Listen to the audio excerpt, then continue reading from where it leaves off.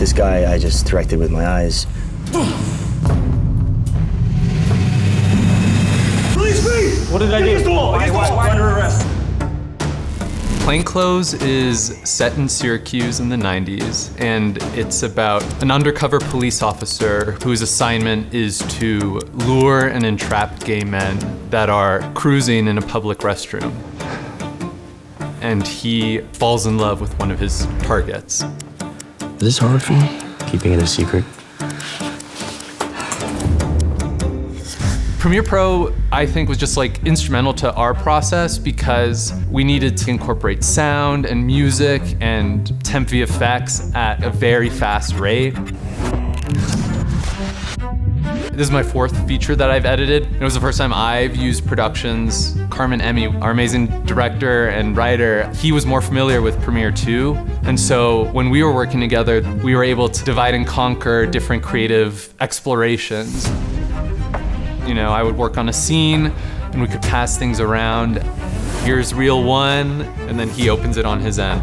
It was just very collaborative, and Premiere supported that. Hey, I think you dropped this. We wanted it to sound and feel good to an audience even at the offline edit stage.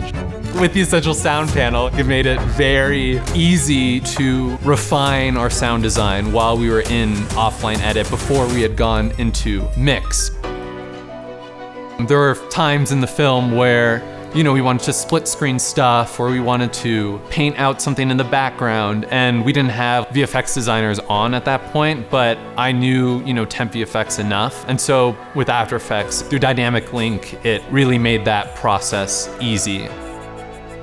We had a Frame.io project, and that's where we would upload all of our whip cuts and different versions of the films throughout editorial. And then we use Frame.io for VFX as well.